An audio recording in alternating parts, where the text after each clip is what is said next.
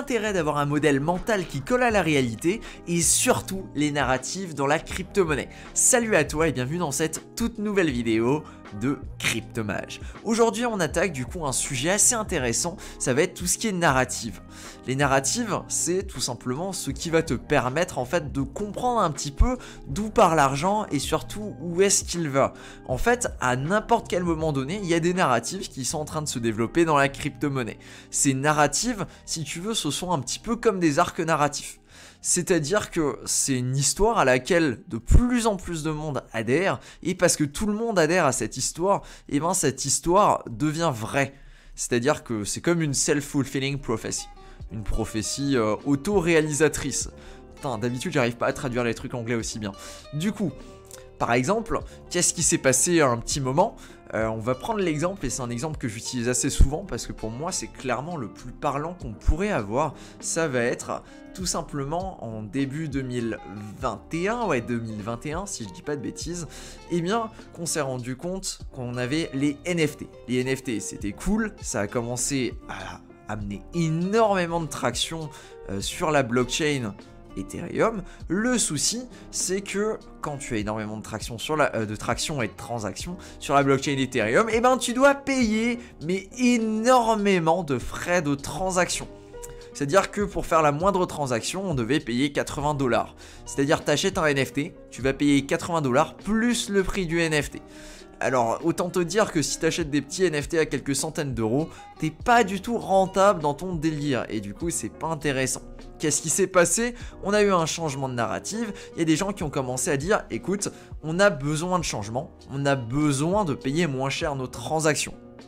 Il s'est passé deux choses, on a pu voir le développement de Polygon, mais surtout au tout premier on a pu voir le développement de la Binance Smart Chain. La Binance Smart Chain, en fait, quand on a commencé à parler de ça, la Binance Smart Chain elle était encore pas à grand chose, elle servait pas à grand chose, mais au fur et à mesure on s'est rendu compte qu'on a commencé à avoir quelque chose d'intéressant, qu'on pouvait faire exactement les mêmes transactions sur la Binance Smart Chain que sur un fameux Ethereum. Ouais, je suis perdu. Ah non, c'est par là. Qu'on pouvait faire les mêmes transactions sur une Binance Smart Chain que sur Ethereum. Sauf que les transactions sur Binance Smart Chain étaient de l'ordre de 20 à 30 centimes à l'époque quand on était au moment là où BSC c'était l'énorme tendance. Là où PancakeSwap a commencé à émerger, là où les différents protocoles de la BSC ont commencé à discuter et à être intéressants. Et ce qui a été très intéressant pour tout le monde, ça a été que la narrative globale c'était écoutez les gars, BSC c'est le prochain Ethereum, du coup intéressez-vous à BSC, regardez pour faire des choses sur BSC, simplement les frais sont moins chers, la communauté a commencé à bouger et les gens en fait qui peuvent pas se permettre de passer par Ethereum parce que les frais sont totalement hardcore, sont en train de bouger et sont en train d'aller directement sur BSC tout simplement parce que les frais sont plus intéressants et surtout ça évite en fait de congestionner le réseau Ethereum. Du coup ça a deux effets, déjà Ethereum est moins congestionné tout simplement parce qu'une partie des transactions qui sont censées être faites sur Ethereum vont partir directement sur la Binance Smart Chain. Même si une bonne partie des gens en fait ne faisaient pas de transactions sur Ethereum tout simplement parce qu'elles étaient beaucoup trop chères. En tout cas ça permet d'avoir plus de transactions qui sont réalisées dans tous les cas et sur une blockchain différente dans le cadre là. Ensuite, ce qui a été intéressant, c'est qu'on a eu l'occasion de voir des nouveaux protocoles qu'on n'avait pas encore vus avant et qui avaient des fonctionnalités différentes qui ont pu être réalisées sur Binance Smart Chain, tout simplement parce qu'il y avait des coûts de transaction qui étaient beaucoup plus faibles. Et oui, un auto-compounder sur Ethereum, ça coûte une putain de blinde, alors que sur BSC, tu peux auto-compounder quasiment toutes les minutes à 20 centimes la transaction, tu t'en fous complètement, c'est pas important. Ça, c'était une narrative très importante. La deuxième narrative de 2021, enfin il y en a eu tout plein, mais la deuxième narrative de 2021 pour moi, ça a été véritablement Polygon. Polygon, ça remplit à peu près la même fonction que la BSC, sauf qu'à la place d'être une blockchain totalement différente qui était EVM compatible, on s'est rendu compte que Polygon, c'était une Layer 2. L'objectif d'une Layer 2, c'est tout simplement de faire des transactions hors chaîne, pour en fait s'arranger pour désaturer le réseau directement d'Ethereum. rien de... Enfin, d'un point de vue d'utilisateur, ça ressemble à une L2, hein, c'est quasiment comme une L2, sauf que l'intérêt, ça va être de valider à terme les transactions qui sont faites sur la L2 directement par Ethereum. Voilà. Du coup, qu'est-ce qui s'est passé? Exactement le même problème. On s'est rendu compte que, effectivement, on avait besoin d'une autre solution, qu'on avait besoin de quelque chose qui existait pour pouvoir faire nos transactions de la façon la plus efficace possible.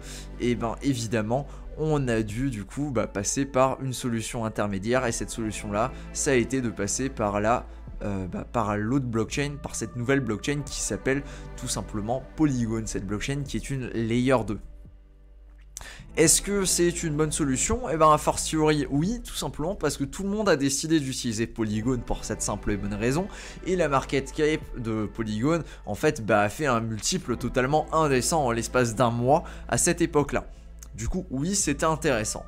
C'est-à-dire que si tout le monde se met d'accord pour utiliser un même protocole, que tout le monde se met d'accord pour utiliser la même blockchain, il y a une narrative qui se crée. De plus en plus de gens vont adhérer à cette narrative et vont se dire « Ok, écoute, ça c'est le prochain truc dans les cryptos, c'est le prochain truc qui va exploser. » Et du coup, ça devient une self-fulfilling prophecy, du coup une prophétie autoréalisatrice. Et là, on commence à se rendre compte que finalement, c'est pas si déconnant que ça.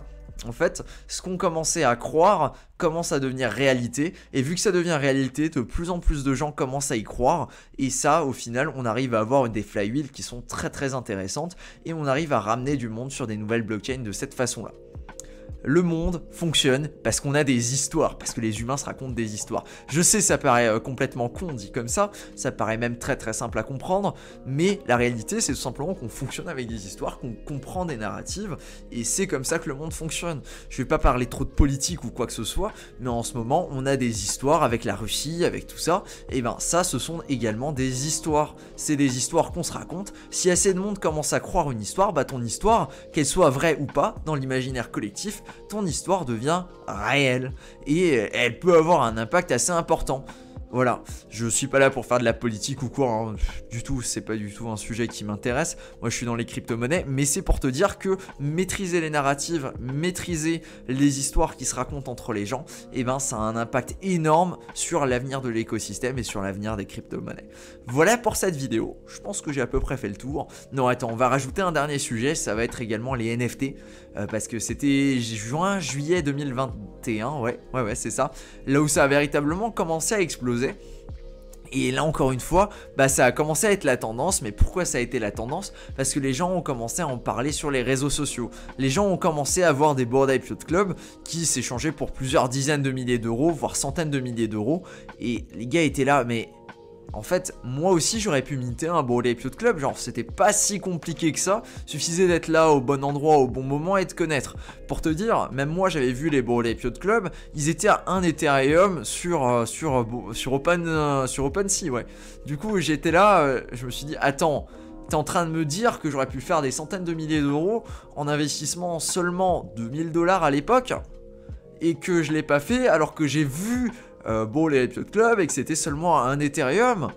Ouais, tu vois, tu te rends compte qu'en fait, c'était pas si compliqué que ça d'avoir le bon filon, parce que j'avais vu la collection, et je suis sûr que je suis pas le seul d'avoir vu la collection, et à se mordre les doigts là maintenant tout de suite, tout simplement parce que la collection a fait des multiples indécents. Et ça, en fait, cette impression que c'est facile de faire de l'argent avec les NFT, ça a vraiment onboardé énormément de monde. Aussi le fait que les NFT c'est beaucoup plus sexy que les crypto-monnaies, tout simplement parce que les NFT c'est beaucoup plus visuel. Ta crypto-monnaie, ton bitcoin, tu vas pas pouvoir le montrer à ton pote. Par contre, ton NFT, tu vas pouvoir dire, écoute mec, j'ai acheté ce NFT là, à cette personne, ça fait partie de cette collection, regarde la vibe qu'ils ont. Moi je trouve ça très très cool, on va l'utiliser comme PFP, on va l'utiliser comme logo pour la chaîne YouTube. Tiens, ça me rappelle quelque chose. Ce genre de choses, tu te rends compte ici que effectivement, il y a un intérêt là derrière. C'est quelque chose qui a un intérêt, c'est quelque chose qui est plus visuel, c'est quelque chose qui est plus parlant pour énormément de monde. Je veux dire, qui c'est qui a pas déjà collectionné des cartes sur Hearthstone par exemple, ou alors sur Pokémon tout simplement, les cartes Pokémon. Qui c'est qui a jamais joué à Pokémon? Ce genre de choses là, ça c'est les narratives qui peuvent être intéressantes et qui peuvent jouer. Imagine tout simplement de te dire que tu peux jouer à Pokémon, mais en jouant à Pokémon tu peux te faire de l'argent parce que tes Pokémon ont de la valeur. bah juste ça en fait, c'est une narrative qui est suffisante et qui peut permettre d'onboarder des gens en fait. Sans avoir quelque chose de plus compliqué que ça, hein. C'est juste une narrative qui existe, qui parle à des gens, et du coup on peut dire, bah, par exemple, l'application là, c'est le prochain Pokémon de la crypto-monnaie. Voilà, juste ça, c'est suffisant pour avoir une narrative. Si assez de monde y croit, et ben on peut se dire, ah, Pokémon a eu tel succès, écoute, si j'arrive assez tôt, et ben je vais pouvoir ramasser en fait une partie de ce succès là et le convertir directement en cash. Voilà. Du coup, si tu comprends les narratives, si tu es assez tôt sur les narratives, bah c'est très intéressant pour toi de pouvoir te positionner et de pouvoir le faire de façon intelligente. Pour moi, les prochaines narratives qui sont en train d'arriver en ce moment sur la crypto-monnaie, et évidemment c'est si on n'a pas un crash massif, tout simplement parce qu'on se tape une récession, ce qui est quand même envisageable, on va pas se mentir, et ben ce serait tout simplement les L2 2022. On a pu voir jusqu'à présent que les L2 sur Ethereum n'étaient pas si fonctionnels que ça. J'ai parlé de Polygon en début de cette vidéo. La réalité, c'est que Polygon n'est pas si fonctionnel que ça. Encore hier, on a eu un souci là où Polygon était down pendant 12 heures. C'est-à-dire que c'était impossible de faire des transactions pendant 12 heures sur une blockchain. Imagine le délire. Bah, tout simplement, c'est naze. On ne peut pas cautionner ça. Hein, c'est triste, mais c'est comme ça. Tu peux pas dire, bah oui, c'est bien. Non, non, non, c'est pas bien de pas pouvoir faire de transaction sur une blockchain pendant autant de temps. C'est absolument pas bien. Ta blockchain est toujours censée être en ligne.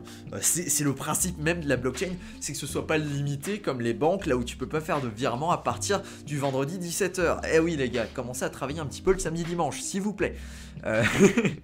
Oui, j'abuse, oui, j'abuse.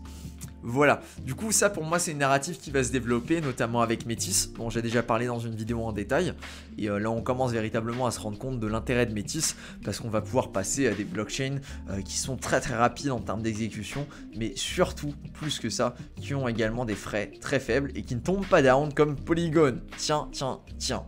Voilà. Il y a également le facteur scalabilité qui est très intéressant, c'est de voir combien de transactions peuvent être supportées par ces blockchains là et de voir si les coûts n'augmentent pas de façon drastique en même temps.